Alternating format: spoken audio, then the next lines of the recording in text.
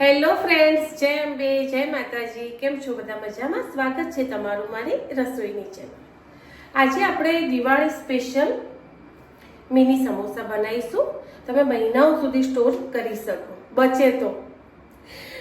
Tasty વસ્તુ હોય ને ફ્રેન્ડ, એટલે બહુ તો 10 થી 15 દિવસ તો બહુ થયા, બાકી પતી જ જાય. એવું કશું બને તો ખાવાનું ઘરે ઓછું થઈ જાય, છોકરાઓ મોટાને, પણ એ ટેસ્ટી વસ્તુ બહુ ખાતા હોય. તો ચલો રેસીપી સ્ટાર્ટ કરીએ. મિની સમોસા બનાવીશું, એ બી સોજીમાંથી. નહીં લોટનો ઉપયોગ મેદાનો કે ઘઉંનો કરીએ. તો ચલો રેસીપી સ્ટાર્ટ કરીએ. ખાટા મીઠા ડ્રાય સમોસા બનાવીશું. સમોસા બનાવવા માટે મેં સોજી લીધી છે, તો આપણે એને બહુ નહીં પણ થોડી પીસી લઈશું. કારણ કોઈ નબીના જોડે ઝીણી હોય, મોટી હોય, કોઈ બી સોજી તમે લઈ શકો છો, પણ થોડી એને પીસી લેજો. બહુ જ મજા આવશે તમને સમોસા ખાવાની. તો ચલો એને પહેલાં પીસી લઈએ થોડી. ચલો, તો સોજી પીસાઈ ગઈ છે. એકદમ ઝીણી નહીં, પણ લોટથી બી થોડી મોટી જાડી જ હોય છે. તો એને આપણે બાઉલમાં નીકાળી લઈશું. ટેસ્ટ અનુસાર અજમો. આની જગ્યાએ તમે જીરું બી નાખી શકો ફ્રેન્ડ, બહુ જ મસ્ત લાગશે.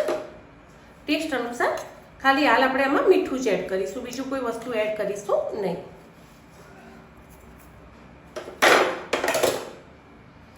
બે ચમચી જેટલું તેલ એડ કરીશું.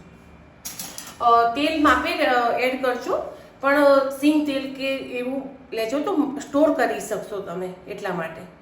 કારણ કે આની સ્મેલ બહુ ઓછી આવે છે. મહિનો, 2 મહિના, 3 મહિના પડ્યું રહે તો બી ચાલે છે, એટલા માટે. અને મસ્ત આપણે મોયણ આપી દઈશું.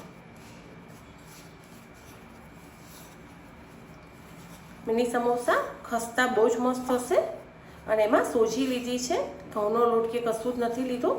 ઘઉંના લોટ કરતે બી મસ્ત જેવું ભયરણ હોય છે ને, તમને દેખાતું હશે, મેં મોયું છે એટલે દેખાય છે ને.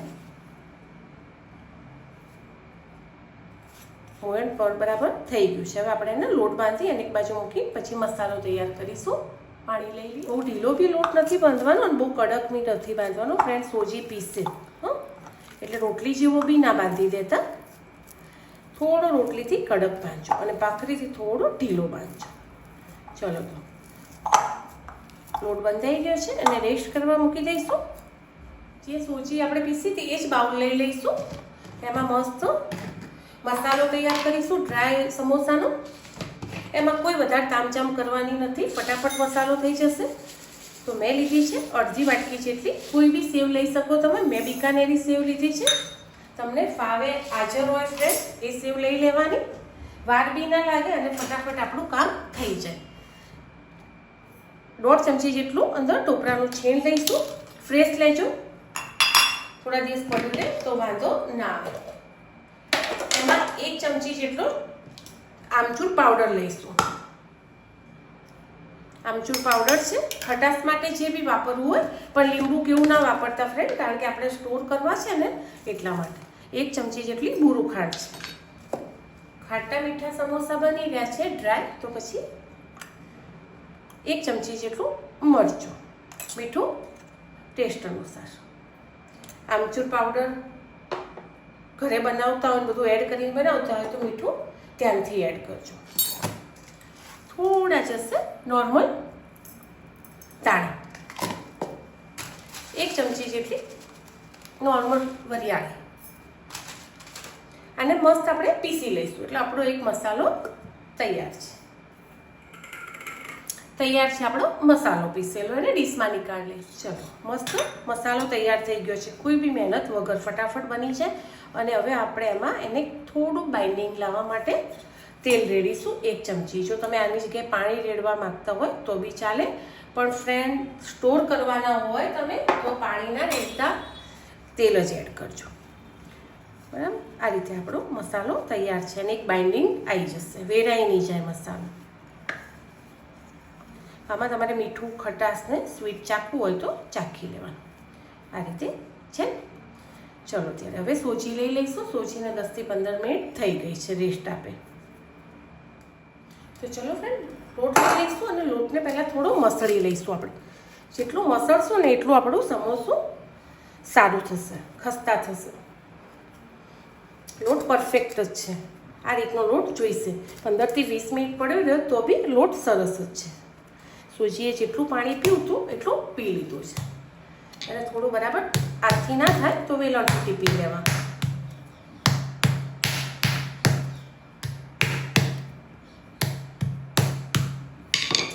ચલો થોડો મસળશો ને એટલે લીસો થશે ને તો લોયા કરવામાં તમને ફાવશે.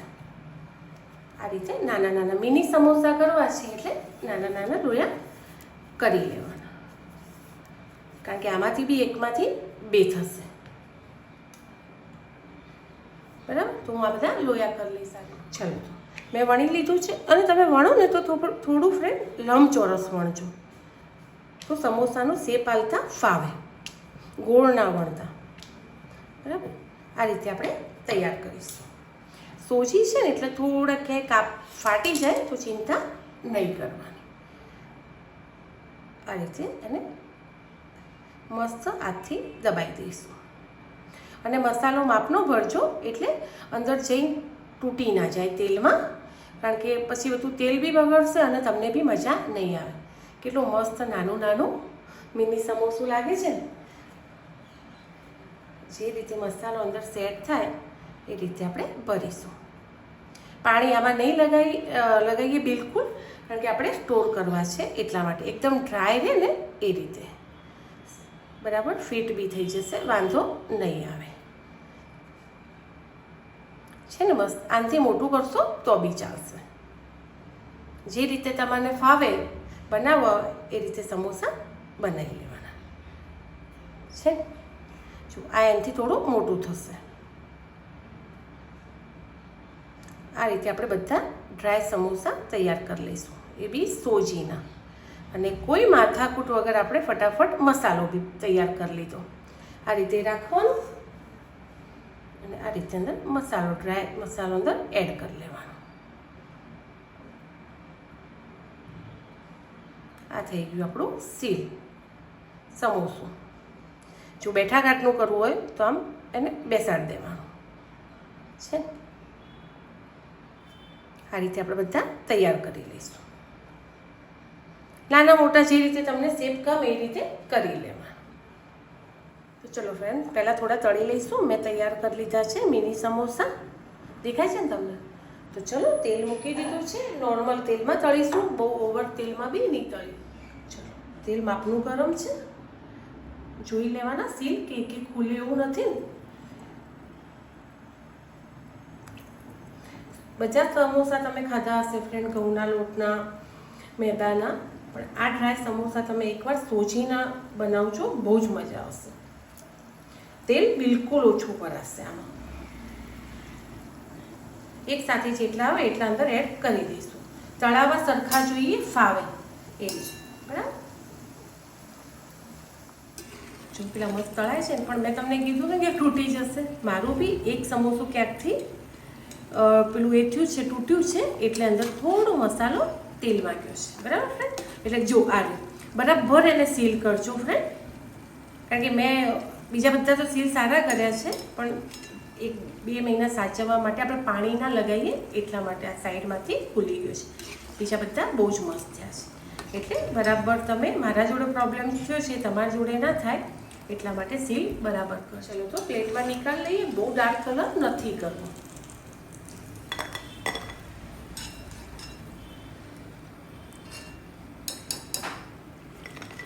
એ જ રીતે બીજા બધા સમોસા કરી લઈશું. ખાલી એક જ ફ્રેન્ડ પેલું થયું છે, જો પરફેક્ટ સીલ છે અને પરફેક્ટ આકાર બી અને તૂટ્યા બી નથી કોઈ. ખાલી એક સમોસું મારું આડું પેલું થઈ ગયું છે.